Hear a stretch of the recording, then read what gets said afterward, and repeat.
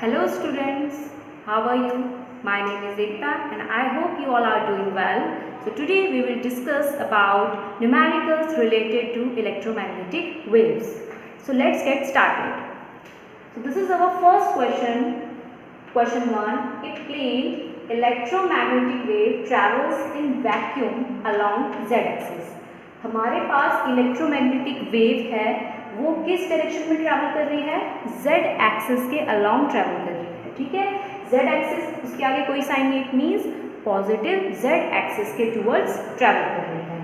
तो हमसे पूछा है what can you say about the directions of its electric and magnetic field vectors. As you all know about that electromagnetic waves में दो vectors होते हैं, एक इलेक्ट्रिक फील्ड का और दूसरा मैग्नेटिक फील्ड का, and they both are mutually perpendicular to each other. साथ ही साथ आपको पता है जो direction of propagation of electromagnetic wave है वो इन दोनों वेक्टर के भी परपेंडिकुलर होता है. तो सबसे पहले हम यहाँ पे लिखते हैं आंसर. फर्स्ट में vectors E and B, electric field and magnetic field are mutually perpendicular. Mutually perpendicular. आपको पूरा लिखना है, मैंने यहाँ पे साइन लगाया. ठीक है, mutually perpendicular to each other and they may have direction either x-axis और y-axis. तो ये तो हमें पता है z-axis की तरफ कौन यहाँ पे ट्रैवल कर रहा है? इलेक्ट्रोमैग्नेटिक वेव ट्रैवल कर रही है. अब रही बात दो एक्सिस की, कौन कौन सी एक्सिस है? एक एक्स एक्सिस और दूसरी वाई एक्सिस. तो इट मीन्स इलेक्ट्रिक और मैग्नेटिक फील्ड जो वेक्टर्स हैं वो इन दोनों में से किसी एक एक्सिस में होंगे. और साथ ही साथ ऐसे नहीं कि एक ही एक्सिस में, एक्स एक्सिस में दोनों वेक्टर्स होंगे, नहीं. अगर यहाँ पे जो इलेक्ट्रिक फील्ड है वो एक्स एक्सिस में होगा तो इट मीन्स मैग्नेटिक फील्ड कौन से एक्सिस में होगा? वाई एक्सिस में. अगर यहाँ पे इलेक्ट्रिक फील्ड वाई एक्सिस में होगा तो इट मीन्स जो मैग्नेटिक फील्ड होगा वो किस एक्सिस में होगा? एक्स एक्सिस में. तो इसीलिए मैंने यहाँ पे ये लिखा है. ठीक है, इसको थोड़ा और आगे पढ़ते हैं. क्या निकालना है? If the frequency of the wave is 30 megahertz. 1 megahertz में कितने हर्ट्ज होते हैं? 10 to the power 6. ठीक है, तो आपको याद रखना है मेगाहर्ट्ज को हर्ट्ज में भी चेंज करना है. What is its wavelength? So you have to find here its wavelength. तो हमें ये फॉर्मूला पता है, आपने पढ़ रखा होगा फॉर्मूला, स्पीड ऑफ लाइट या speed of electromagnetic wave is equals to lambda into nu, where lambda is wavelength of that wave and nu is the frequency of that wave. तो हमें यहाँ पे क्या क्या चीजें दे रखी हैं? This is first and now second. तो हमें यहाँ पे दे रखा है फ्रीक्वेंसी न्यू, कितना? 30 मेगाहर्ट्ज. इस 30 मेगाहर्ट्ज को हमें हर्ट्ज में चेंज करना है, 10 to the power 6 hertz. Okay, और साथ ही साथ हमें पता है इलेक्ट्रोमैग्नेटिक वेव की जो स्पीड होती है इन वैक्यूम 3 × 10⁸ मीटर पर सेकेंड. तो यहाँ से जो हमें निकालना है वेवलेंथ, वेवलेंथ का फॉर्मूला क्या निकल के आएगा? c/ν. What is c here? 3 × 10⁸ new 30 × 10⁶, जिसमें से 10⁶ और इससे 10⁶ कैंसिल हो जाएगा. कितनी बचेंगी यहाँ पे? 2 पावर्स बचेंगी. ठीक है, और एक पावर इससे कट हो जाएगी और 3 × 1 = 3. तो इट मीन्स यहाँ पे 10 की पावर 1 बच रहा है. 10 की पावर 1 मीन्स 10 मीटर आंसर. अब अगर क्वेश्चन में, वैसे तो इसमें पूछा नहीं है लेकिन आपसे पूछ लिया गया कि इस क्वेश्चन में जो आपके पास वेवलेंथ निकल के आई है वो किस पर्टिकुलर इलेक्ट्रोमैग्नेटिक वेव के अंदर आ रही है, तो आपको इसके लिए क्या लर्न करना पड़ेगा? वेवलेंथ रेंज लर्न करना पड़ेगा. वेवलेंथ रेंज जब आप लर्न करेंगे तो आप इजीली फाइंड आउट कर सकते हैं कि ये किस पर्टिकुलर वेव की वेवलेंथ होगी. तो 10 मीटर किसके बीच में आ रहा है? ये बहुत ज़्यादा वेवलेंथ है. तो सबसे ज़्यादा वेवलेंथ किसकी होती है? Radio wave. तो रेडियो वेव से स्टार्ट करते हैं. इसकी जो वेवलेंथ रेंज है 10⁻³ से लेकर 10⁻5 मीटर है. तो इट मीन्स 10 मीटर इसी के बीच आ रहा है. So this type of wave is radio wave. अब चलते हैं नेक्स्ट क्वेश्चन की तरफ. Now according to second question, the amplitudes of the magnetic field part of a harmonic EM waves. Amplitude जहाँ पे भी लिखा होता है तो इट मीन्स वहाँ पे हमें क्या चीज़ बोली जाती है, peak value of that vector के बारे में। So it means peak value of magnetic field of A harmonic electromagnetic wave in vacuum is B0। हमें गिवन दे रखा है, ठीक है, गिवन क्या दे रखा है, B0 मैग्नेटिक फील्ड का एम्पलीट्यूड जो कि कितना है 510। ये n क्या है, स्मॉल n का मतलब होता है नैनो, एंड 1 नैनो कितना होता है into 10 to the power minus 9, 10 to the power minus 9 tesla. And we have to find here amplitude of electric field. It means we have to find here E0 find out करना है। And हमारे पास एक relation था, आपने properties of electromagnetic waves में पढ़ा था, that speed of electromagnetic waves in vacuum C is equals to E0 upon B0, where we have to find here E0, we are given here B0, and we know that the value of C, speed of light is, yes, speed of electromagnetic wave in vacuum is 3 into 10 to the power 8 meter per second. Put all these values here. So here E0 is equals to C B0, where C 3 into 10 power 8, B0 510 into 10 power minus 9. When we calculate these values, so we can find out 510 into 3 कितना हो जाएगा 1530, and 10 power 8 minus 10 power 9, इसको अगर हम sum up करेंगे इनकी powers को तो ये आएगा माइनस का 1, इसे टोटल लिखेंगे तो एक पॉइंट आगे आ जाएगा 153.0। एंड इलेक्ट्रिक फील्ड की आपको असाइनमेंट पता है क्या होती है, न्यूटन पर coulomb. Okay, now our third question. In third question we have given electromagnetic waves travel in a medium with a speed of 2 into 10 power 8 meter per second. So it means यहाँ पे हमें medium बोल रखा है, ऐसा नहीं बोल रखा है कि वैक्यूम में ट्रेवल कर रही है क्या या फिर फ्री स्पेस में ट्रेवल कर रही है, मीडियम में ट्रेवल कर रही है। तो मीडियम में जो उसकी स्पीड है वो ऑब्वियसली आपको पता है 3 into 10 power 8 मीटर पर सेकेंड से कम ही निकल के आएगी, उसको हम लेट करते हैं v। So v is the velocity of electromagnetic wave at that medium, v is equals to 2 into 10 power 8 meter per second. Now next we have given here what is this mu r. Mu r is relative permeability. So relative permeability of that medium is 1. Now we have to find here what epsilon r. What is epsilon r? Relative permittivity. So we have to find here relative permittivity. Relative permittivity निकालने हमें यहाँ पे 3 formulas use करने पड़ेंगे। So velocity of EM wave in any medium के लिए formula आपको पता है क्या होता है, v is equals to 1 upon under root product of mu and epsilon, where mu and epsilon are permeability and permittivity respectively। ठीक है, अब यहाँ पे हमें म्यू और एप्सिलॉन को रिप्लेस कराना है, बिकॉज हमारे पास यहाँ पे म्यू और एप्सिलॉन की वैल्यूज नहीं दी गई हैं। तो म्यू का फॉर्मूला आपने पढ़ रखा है, put mu is equals to mu naught absolute permittivity of free space and relative permittivity, and also epsilon की भी वैल्यू रख देंगे एप्सिलॉन नॉट एप्सिलॉन आर, ये दोनों वैल्यूज उठा के यहाँ रख दीजिए।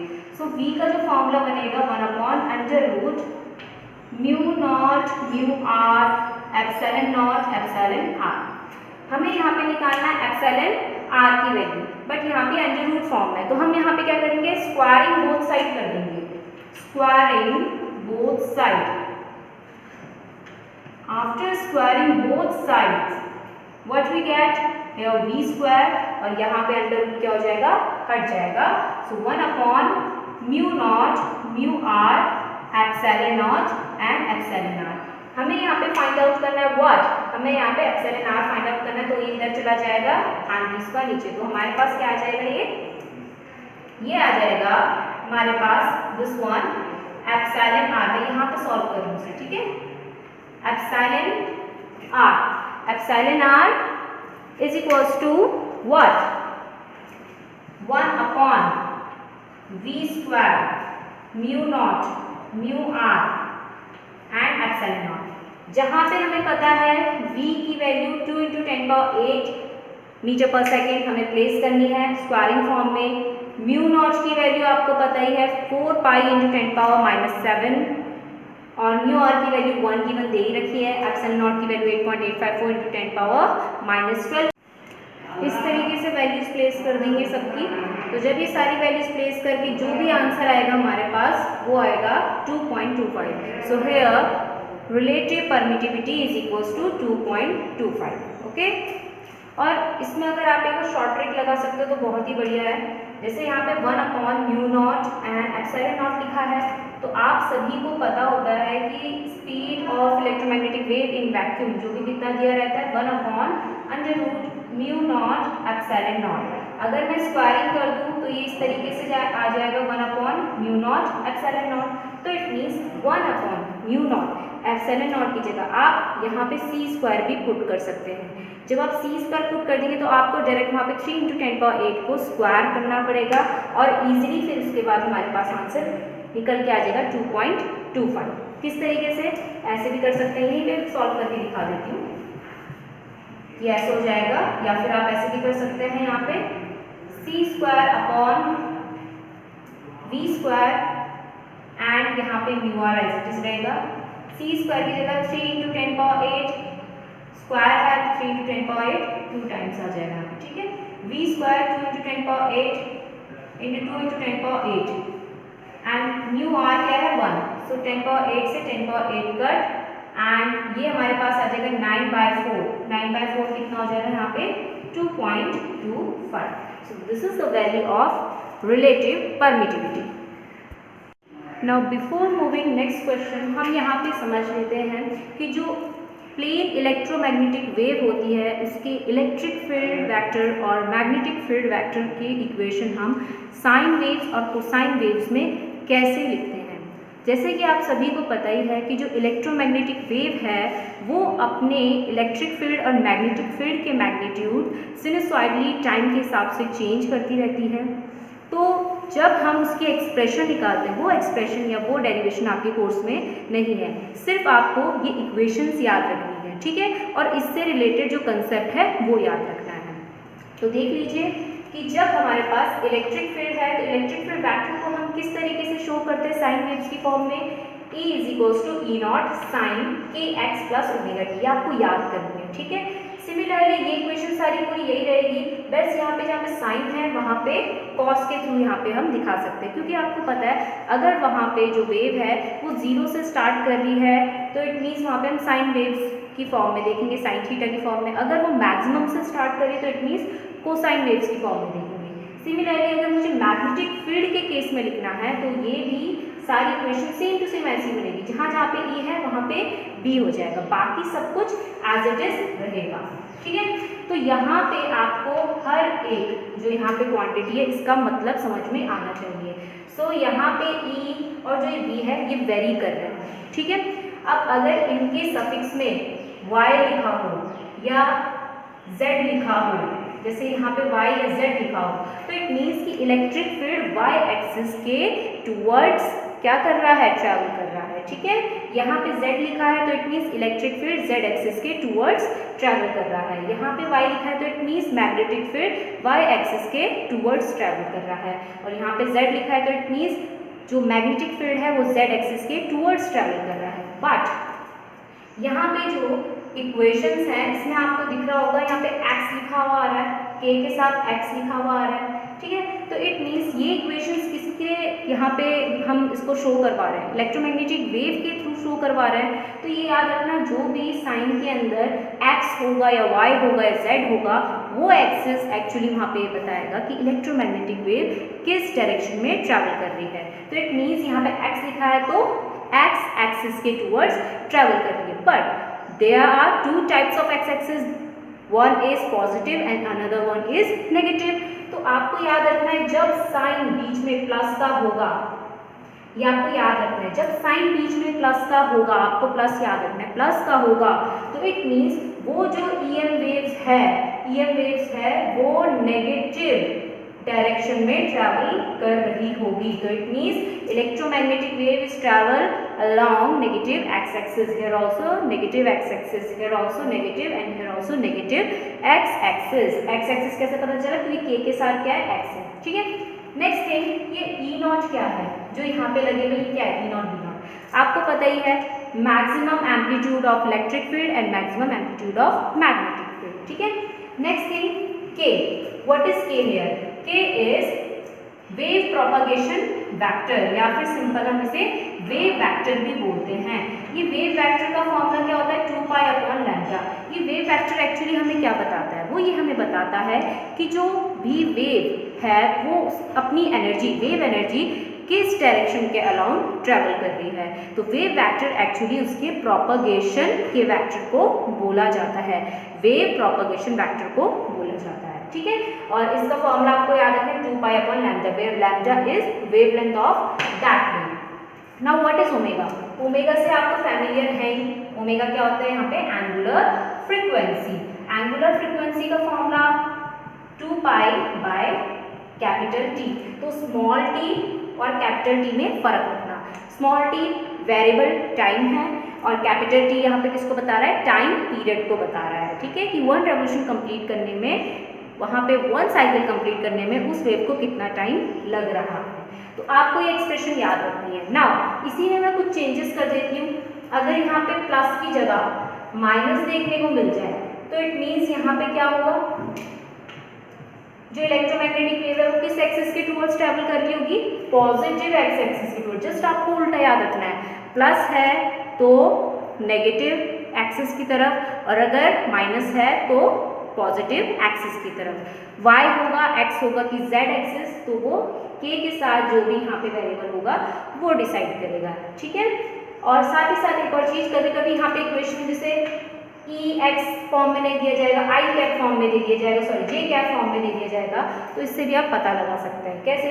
क्योंकि आई कैप, जे कैप, के कैप आपको पता है तीनों यूनिट वेक्टर्स है, और ये तीनों यूनिट वेक्टर्स किसके अलाउ होते हैं? एक्स एक्सिस, वाई एक्सिस और जेड एक्सिस के अलाउ होते हैं। तो चलिए स्टार्ट करते हैं ये क्वेश्चन करना। तो इसके सॉल्यूशन में आपको दिख रहा होगा, जब हम यहाँ पे ये गिवन इक्वेशन, ये मैग्नेटिक फील्ड की given equation dy is D not sine के X plus omega T tesla से रिलेट कराएंगे, तो आपको दिख रहा होगा कि x के आगे जो कॉफिशिएंट है k, वेव वेक्टर, वो किसके इक्वल होगा? 0.5 × 10³ मीटर इनवर्स। यहाँ पे याद रखना कि जो वेव वेक्टर है उसकी SI यूनिट क्या होती है? मीटर इनवर्स होती है, ठीक है। तो 0.5 × 10³ मीटर इनवर्स, और k का फॉर्मूला क्या होता है? 2 पाई अपॉन लैम्डा, और लैम्डा हमें निकालना है, लैम्डा इधर चला जाएगा, क्रॉस मल्टीप्लाई करेंगे, पाई की वैल्यू 3.14 रखनी है बिकॉज हम यहाँ पे रेडियन फॉर्म में देख रहे हैं। तो 3.14 जब से कैलकुलेट करेंगे तो लैम्डा की वैल्यू ये निकल के आ जाएगी, ठीक है। इन दोनों इक्वेशन को हमने कंपेयर करा के ओमेगा की वैल्यू निकाली 1.5 × 10⁻11, क्योंकि टी की कॉफिशिएंट में ये ही वैल्यू है। ओमेगा इज एंगुलर फ्रीक्वेंसी, और एंगुलर फ्रीक्वेंसी का फॉर्मूला क्या होता है? 2 पाई न्यू, फ्रीक्वेंसी के टर्म में 2 पाई न्यू। न्यू निकालना है, 2 पाई नीचे चला जाएगा, पाई की वैल्यू 3.14 रख दी है। जब इसको कैलकुलेट करेंगे तो हमारे पास फ्रीक्वेंसी की वैल्यू निकल के आएगी। कौन सी फ्रीक्वेंसी है? Linear frequency. नेक्स्ट है यहाँ पे right an expression for the electric field. Electric field की एक्सप्रेशन निकालने के लिए आप सभी को पता है व्हाट, कि इलेक्ट्रिक फील्ड क्या होता है यहाँ पे? E = E0 साइन, सेम वही लगाएंगे formula, kx plus omega T.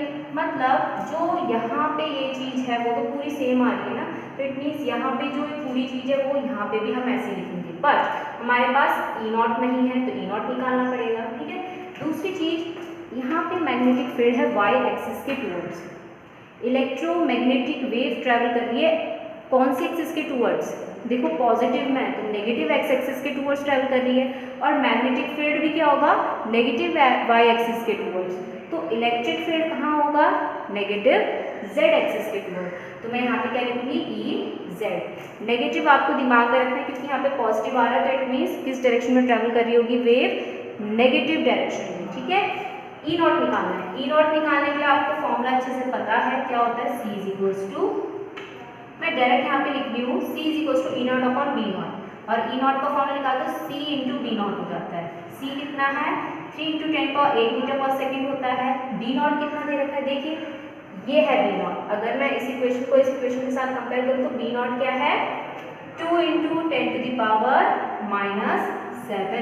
जब ई नॉट कैलकुलेट करते हैं तो ई नॉट की वैल्यू यहाँ पे निकल के आती है 60 न्यूटन पर कूलम। तो लिख देते हैं आप इसकी एक्सप्रेशन, क्या निकल के आएगी, E Z equals to 60, E naught की जगह 60, और ये पूरा का पूरा ऊपर से ही लिख दीजिए sine what 0.5 into 10⁻³ plus 1.5 into 10⁻11 t, और यहाँ पे t टेस्ला है, यहाँ पे टेस्ला नहीं आएगा बल्कि क्या आएगा न्यूटन पर कूलम। ठीक है, तो ये हो गया।